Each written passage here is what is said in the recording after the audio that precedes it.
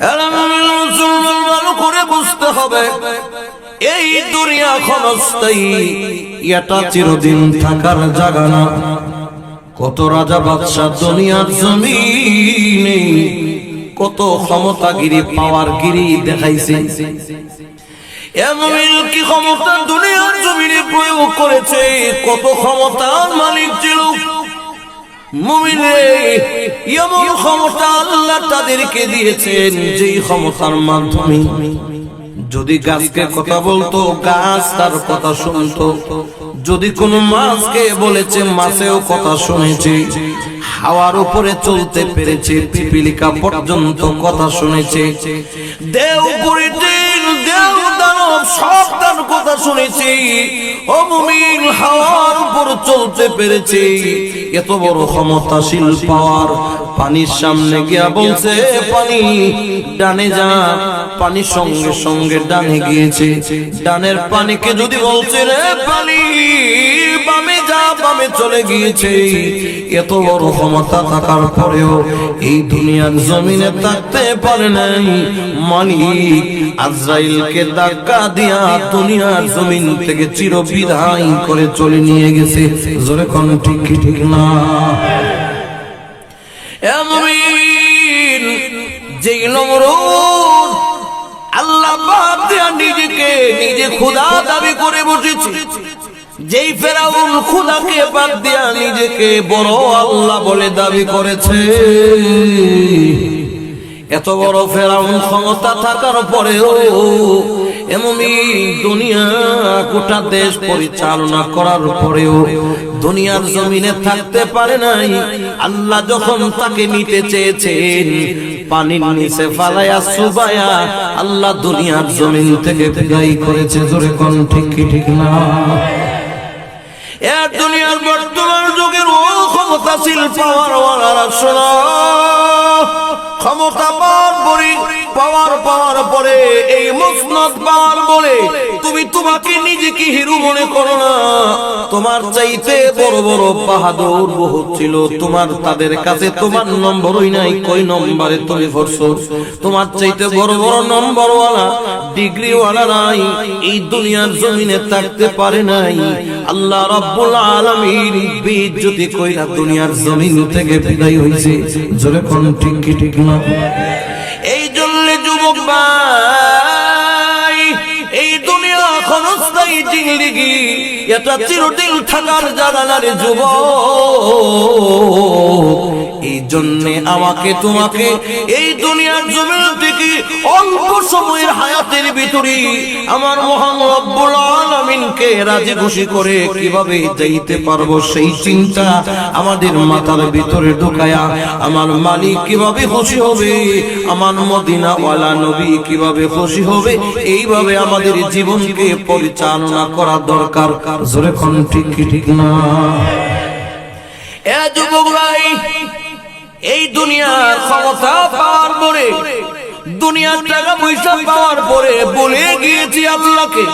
এ যুবক, বলে গিয়েছি মদিনাওয়ালা নবীকে, বলে গিয়েছি কবরের কথা, বলে গিয়েছি হাসর মিজান ফুলছেরাতের কথা। এর যুবক, এই দুনিয়ার জমিন থেকে একদিন তোমাকে মরতে হবে। এ যুবক, তোমার মতো কত যুবক ঘর থেকে সুস্থ শরীরে বের হয়েছে, যুবক হোন্ডা নিয়ে রাস্তায় বের হয়েছে, বিকাল বেলা বিড়ি করে ফিরবে, ঘরে বিবির কাছ থেকে বলে গিয়েছে বিবি ভালো করে রান্না বান্না করো, রাত্রে এসে খাবার খাবো। আসরের নামাজ পড়ে হোন্ডা নিয়ে ঘর থেকে বের হয়েছে। এর যুবক, তোমার মতো কত সুস্থ শরীরে এরকম ভাবে বিবির কাছ থেকে হাসি মুখে বিদায় নিয়েছে। এ যুবক, এদিক দিয়ে মেন রোডে যখন উঠবে সঙ্গে সঙ্গে ট্রাকের সাথে ধাক্কা লেগে তোমার মতো কত যুবক দুনিয়ার জমিন থেকে চিরবিদায় নিয়ে কবরের বাসিন্দা হয়ে গেছে। জোরে কোন ঠিক কি ঠিক না? এ যুবক, শুধু তাই না, বিবাহের দিন এমন ঘটনা বহুত ব্যাপার প্রত্যেকেই পড়েছি। বিবাহের দিন শ্বশুরের বাড়ি থেকে অনেক বড় একটা লম্বা হুন্ডা পেয়েছে, অনেক সুন্দর হুন্ডা। বিবিকে ঘরের মধ্যে রেখে আজকেই হবে তার বাসরের রাত। এর যুবক এরকম ভাবে বিবিকে ঘরে রেখে হুন্ডাটা নিয়ে বন্ধু বান্ধবদেরকে ফোন দিয়েছে, তোমরা ওখানে অমুক মোড়ে কফি হাউসে থাকো, শ্বশুরের বাড়ি থেকে একটা হুন্ডার দিয়েছে, হুন্ডার নিয়ে আমি তোমাদের কাছে আসতেছি, একসাথে চা খাবো, কফি খাওয়াবো, বন্ধুদেরকে শ্বশুরের বাড়ির হুন্ডার দেখাবে। এ যুবক, যুবকটার কত স্বপ্ন, আজকে বিবাহ করেছে, আজকে রাতেই হবে তার বাসরের রজনী। এর যুবক আনন্দ উল্লাস ফুর্তি নিয়ে এখনো পর্যন্ত হাতের মধ্যে বিবাহের কমলা এখনো আছে। এর যুবক এখনো পর্যন্ত হাতের মধ্যে বিবাহের এরকম ভাবে গায়ে হলুদের রং এখনো আছে, হাতের মধ্যে মেহেদির রং এখনো মাখা আছে। এই অবস্থায় যুবকটি বন্ধুদের কাছে সাক্ষাৎ করতে গিয়েছে, কফি খাইয়া আবার রাতের বেলা বাসরের ঘর করবে, কত স্বপ্ন। এর যুবক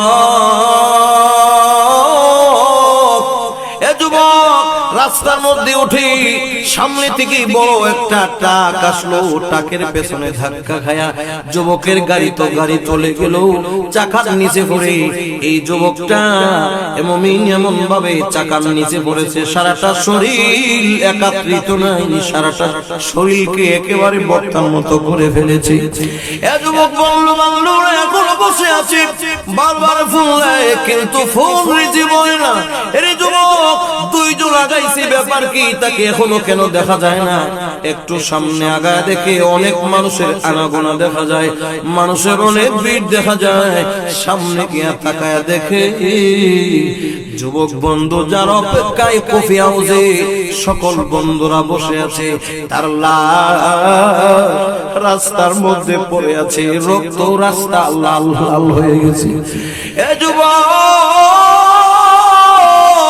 এমন একটা দুইটা না, বহুত ঘটনা ইতিহাস আছে। এর যুবক বাড়ির মধ্যে খবর আসছে, শুনছনি অমুকে তো আর দুনিয়ায় নাই, চিরদিনের জন্য জমিন থেকে বিদায় হয়ে গেছে। এর যুবক যেই বাড়িতে ছিল আনন্দ আর উল্লাস, এখন আনন্দ নাই, কান্নার লোল পড়ে গেছে। ঠিক কিনা জোরে বলেন? এর যুবক ভাই, কখন মরণ তোমার কাছে আসে, আমার কাছে কখন মরণ আসে তুমিও জানো না, আমিও জানি না। এই জন্য যুবক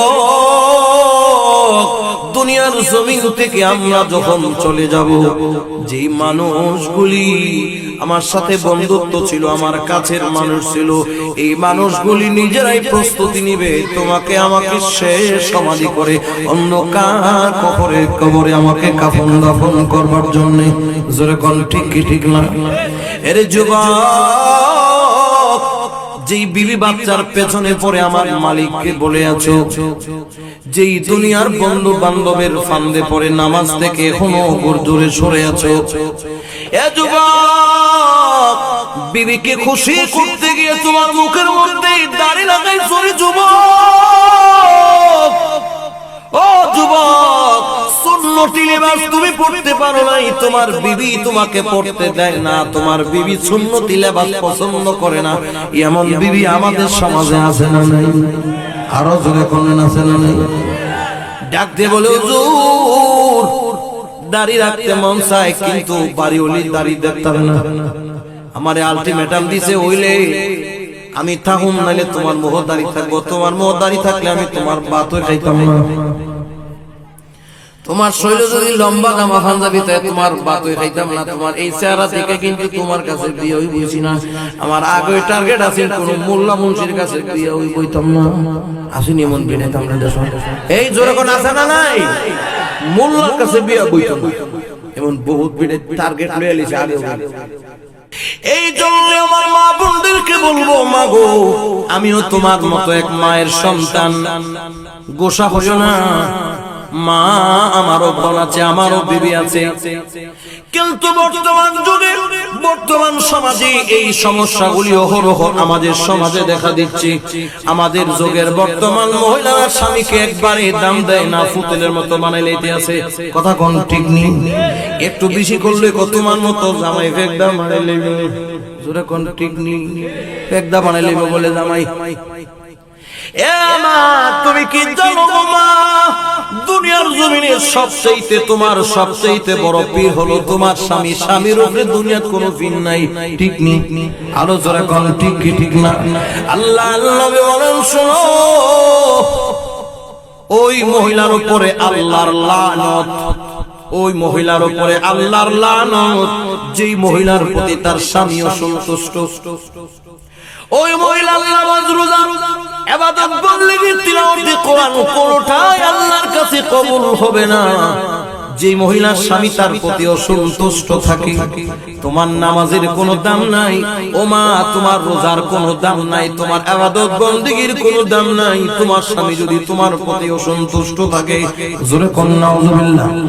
আল্লাহর নবী বলেন, ও মহিলা জাতি শোনো, তোমার স্বামী তোমার জন্য কত বড় রত্ন, তোমার স্বামী তোমার জন্য কত বড় পীর। আল্লাহ রাব্বুল আলামিন ছাড়া পৃথিবীর জমিনে গায়রুল্লাহকে সিজদা দেওয়া যদি জায়েজ হইতো, আল্লাহর নবী বলেন, আমি হুকুম করে দিতাম প্রত্যেকটা মহিলাকে ঘুম থেকে উঠে সর্বপ্রথম ফজরের নামাজ পড়েই স্বামীর ভাই একটা সিজদা দাও।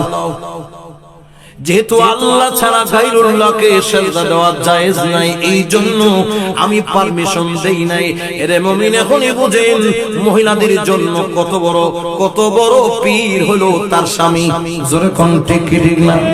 আল্লাহর নবী বুখারী শরীফের হাদিসের মধ্যে উল্লেখ করেছেন, কোন স্ত্রী মারা যাওয়ার পরে তার স্বামী যদি হাতটা উঠাইয়া মালিকের দরবারে ডেকে ডেকে বলে, আল্লাহ আমার বিবিটা বড় ভালো ছিল, আমার আহলিয়াটা বড় আমার জন্য অনেক বড় ভালো মানুষ ছিলেন, দিনদার ছিল, আল্লাহ আমি তার প্রতি সন্তুষ্ট। বুখারী শরীফের ভিতরে আল্লাহর নবীজি বলছেন, কোন স্বামী যদি স্ত্রী মারা যাওয়ার পরে স্বামী যদি এই কথা বলে, আল্লাহ আমার বিবিটা ভালো ছিল, আমার মদিনার নবী বলেন ওই বিবি আল্লাহ তৈরি জান্নাতে যাবে, এতে চুল পরিমাণ কোনো সন্দেহ নাই। জোরে কোন আল্লাহু আকবার। বর্তমানে যে মা তোমার স্বামীকে আগুন দিয়ে ফুটতে আংরা করে লইতেছো, এই স্বামী মননের ভরে যদি কয় তাই তো মরছে, আমার ভিতরটারে আংরা হয়ে গেছে, আংরা, তখন গিয়া কবরে যাই, ও দেখবা কি পরিমাণ সুখ আর শান্তি, কত ভোগ আল্লাহ রাখছে, ঠিক নেই? এ মা, তোমার জন্য সবচেয়ে বড় পীর হলো তোমার স্বামী। মা, তোমার পায়ের নিচে হাত রেখে বলি, তুমি জিন্দেগিতে কোনোদিন তোমার স্বামীর মনে কষ্ট দিও না, কেননা তোমার স্বামী হলো তোমার সবচেয়ে বড় রত্ন, ঠিক নেই? মা বাবার পদতলে সন্তানের জান্নাত, আর স্বামীর পদতলে বিবির জান্নাত। জোরে কোন ঠিক কি ঠিক না? এখনো সময় আছে, স্বামীর খেদমত করো, পায়ে ধরে মাপ চাও, বলো স্বামী গো, জিন্দেগিতে আর কোনোদিন আপনাকে কষ্ট দিব না, আল্লাহর রাস্তে আমাকে মাফ করে দিয়েন। আজকের রাতে মাহফিল থেকে যাওয়ার পর আপদা হয়ে যান, নাইলে কিন্তু ভাই নাই। এ মা, আপনার স্বামী আপনার জন্য কত বড় রত্ন জানেন গো? আল্লাহ নবী, বিশ্ব নবী রাহমাতুল লিল আলামিন নবী আমার, তার বিবিরা নবীর জন্য কত পাগল ছিলেন। আল্লাহ নবীর বিবি খাদিজাতুল কুবরা রাদিয়াল্লাহু তাআলা আনহা কোটি কোটি টাকার মালিক ছিল। ওরে মুমিন, এমন ধনী ছিলেন মক্কা নগরীতে, ও প্রফেশনাল ধনী, অনেক ধনাঢ্য মহিলা ছিলেন। খাদিজাতুল কুবরা, খাদিজাতুল কুবরার নিজের এরকম বকরি আমার নবী নিজেও চড়াইছে, ঠিক কি ঠিক না? জোরে কোন। এ মুমিন, কোটি কোটি টাকার মালিক নবীর কাছে যখন বিবাহ হয়েছে, খাদিজাতুল কুবরা রাদিয়াল্লাহু তাআলা এত কোটি কোটি টাকার মালিক হওয়ার পরেও স্বামীর জন্য কত পাগল ছিলেন।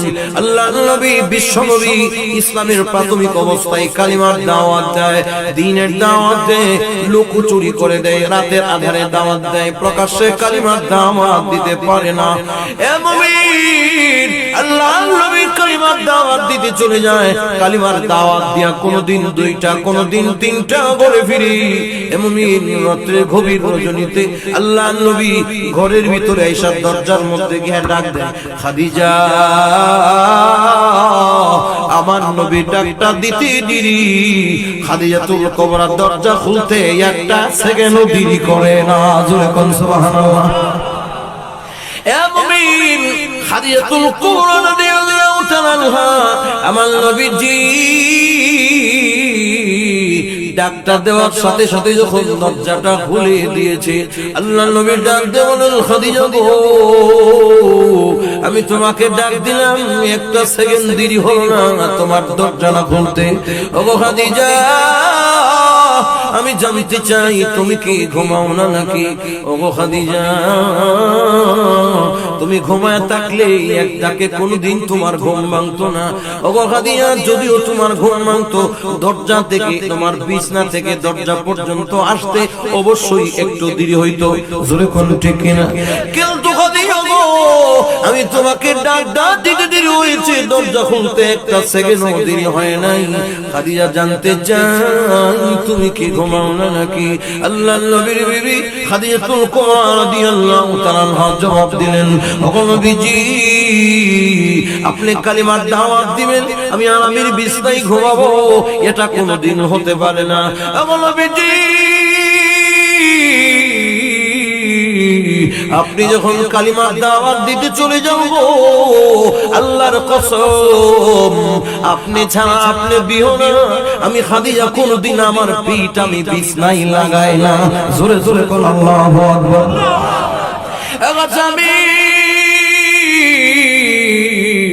আপনি যতদিন কালিমার দাওয়াত দেন, আমি বিছনায় কোনদিন আমার পিঠ আমি লাগাই না। এগুলো বিজি ঘরের দরজায় আমি আমার পিঠটা লাগাইয়া কানটা পাইতা রাখি, কখন জানি আমার দ্বীনের নবী আমাকে ডাকটা দিয়া দেয়। জোরে কোন সুবহানাল্লাহ। আমি কানটা বেঁধে রাখি, অপেক্ষা করি কোন সময় জানি আমার প্রাণের স্বামী আমাকে এসে ডাক দেয়, ইয়া রাসূলুল্লাহ, ইয়া হাবিবাল্লাহ, আপনি আল্লাহর পাঠানো পয়গম্বর। একটা ডাকের বেশি যদি দুইটা ডাক দেওয়া লাগে গো, না জানি আপনার সাথে আমার কত বড় বেয়াদবি হয়ে যায়। ওগো নবীজি, আপনার সাথে যদি আমি বেয়াদবি করি, কালকে আমাদের কঠিন ময়দানে আমি আমার মালিক আল্লাহর কাছে কি জবাব দেব? এই জন্য আমি কোনদিন ঘুমাই না, রাতের 3টা হোক 4টা হোক, আমি আমার পিঠটা এরকম ভাবে দরজার মধ্যে লাগায়া কানটা পাইতে রাখি, কোন সময় আপনি আমাকে ডাক দিবেন। জোরে কোন সুবহানাল্লাহ।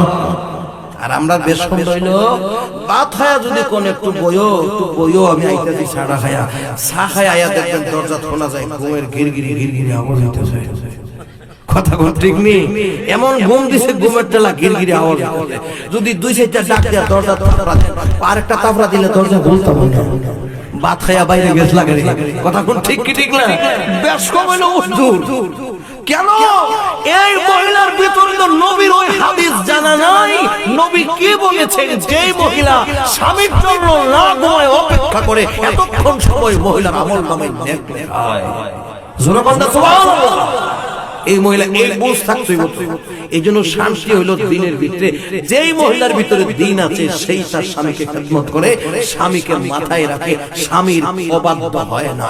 জোরে কোন ঠিক কি ঠিক না? আরো জোরে কোন ঠিক কিনা? এই জন্য বলি মাগো, দুনিয়ার জমিনে চিরদিন তুমিও থাকবে না, আমিও থাকবো না, আমাদের শেষ ঠিকানা অন্ধকার কবরে। মাগো, তোমার স্বামী যদি তোমার প্রতি সন্তুষ্ট না থাকে গো মা, আল্লাহর কসম দুনিয়ার জমিন থেকে কবরে গিয়া কোনোদিন তুমি শান্তি পাবে না। জোরে কোন ঠিক কি ঠিক না? এই জন্য যুবক ভাই, যেই বিষয়ে কথা বলতেছিলাম, দুনিয়া ক্ষণস্থায়ী চিরস্থায়ী না।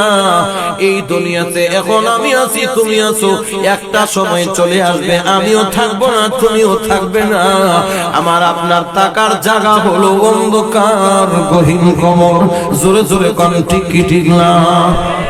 এ যুবক, ওগো মা, আমার আপনার ঠিকানা হলো অন্ধকার গহীন কবরে।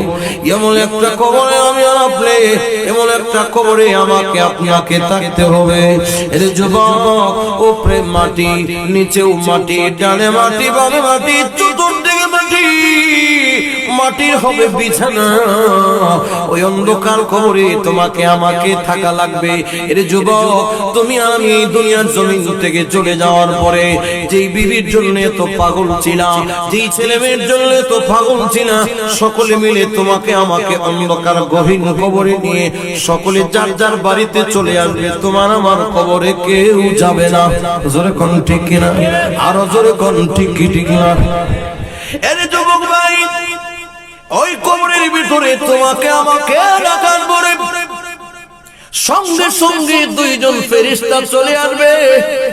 আল্লাহর নবী বলেন, ইয়াতিহি মালাকান, আমার আপনার কবরে দুইজন ফেরেশতা চলে আসবে।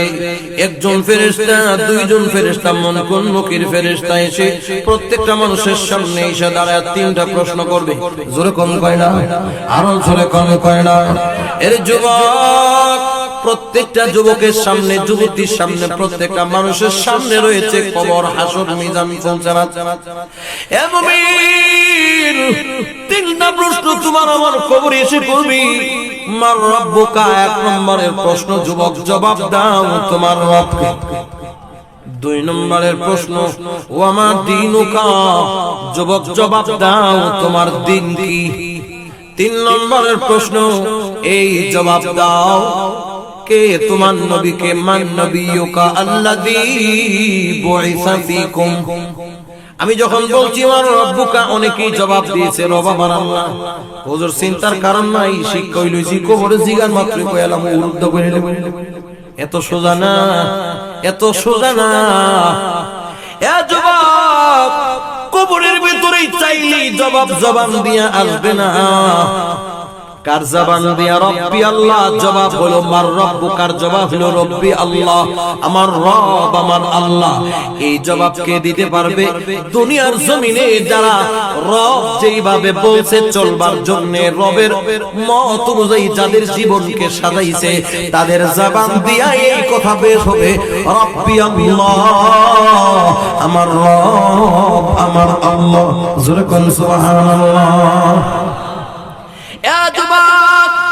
তুমি যে তোমার মাথার চুলের ডিজাইন রাখছো, এটা কিন্তু তোমার রব এইভাবে চায় নাই। তোমার রব চেয়েছেন 5 ওয়াক্তের নামাজ পড়বার জন্য, তুমি নামাজ পড়ো নাই। তোমার রব চেয়েছেন, তোমার রব বলছেন এরকম ভাবে কোরআন হাদিসের আলোকে তোমার জীবনকে সাজাবার জন্য, তুমি সাজাও নাই। তোমার রব বলছেন জীবনে কোনদিন মিছা কথা কইও না। মিছা কথা কইছি কি কইছি না? আরো জোরে কোন। রবের কথা মতো যারা জীবনে চলো নাই, তাদের জবান দিয়া রব্বি আল্লাহ আসবে না। আর যারা রবের বিধান অনুযায়ী জীবনকে সুন্দর করে সাজাবে, অটোমেটিক তার শিখে যাইতে হবে না, তার জবান দিয়া অটোমেটিক বের হয়ে আসবে রব্বি আল্লাহ, আমার রব আমার আল্লাহ। জোরে কোন সুবহানাল্লাহ। দুই নম্বরে প্রশ্ন করবে, ওমা দীনুকা, বলো তোমার দিন কি। ওই সমস্ত মানুষগুলো কবরে জবাব দিতে পারবে, দ্বীন আল ইসলাম, আমার দিন হলো আমার ইসলাম, তারাই বলতে পারবে। ইসলাম অনুযায়ী তার জীবনকে যারা সাজাইছে, ঘুমাইছে, এ মুমিন ইসলামের বিধিবিধান অনুযায়ী ঘুমাইছে, ইসলামের বিধিবিধান অনুযায়ী খাইছে, এরকম ভাবে ইসলামের বিধিবিধান অনুযায়ী বিয়া শাদীর অনুষ্ঠান করেছে, ইসলাম যেভাবে চাইছে এইভাবে তার জীবনকে সাজাইছে, তার জবান দিয়া অটোমেটিক বের হয়ে যাবে দ্বীনে আল ইসলাম, আমার দিন হলো ইসলাম। এর মুমিন মান নবিয়ুকা, যাদেরকে বলবে বলো তোমার নবীকে, আল্লাযী বুইসা ফীকুম, বলো তোমার নবীকে, তারাই জবাব দিতে পারবে নবিউনা মুহাম্মদুর রাসূলুল্লাহ সাল্লাল্লাহু আলাইহি ওয়াসাল্লাম। এর যুবক, যেই যুবক মাথার চুলের ডিজাইন রাখছে, নবীজির আদর্শ অনুযায়ী লেবাস পোশাক পরেছে, নবীজির আদর্শ অনুযায়ী খাইছে, নবীজির সুন্নত তরিকা অনুযায়ী ঘুমাইছে, নবীজির সুন্নত তরিকা অনুযায়ী নামাজ পড়েছে, নবীজির সুন্নত তরিকা অনুযায়ী নবীর আদর্শের বাইরে কোনো কাজ করে নাই, এই সমস্ত মানুষগুলি জবান থেকে অটোমেটিক বের হবে নবিয়ুনা মুহাম্মাদুর রাসূলুল্লাহ সাল্লাল্লাহু। আর যারা আল্লাহ পাকের বিধান অনুযায়ী চলবে না, এমিয়া ইসলাম অনুযায়ী তার জীবনকে সাজাবে না, নবীর সুন্নত তরিকা মানবে না, তারা কোনোদিন কবরের তিনটা প্রশ্নের জবাব দিতে পারবে না। তারা বলবে লা আদরি, আমি বুঝি না, তুমি কি বলো।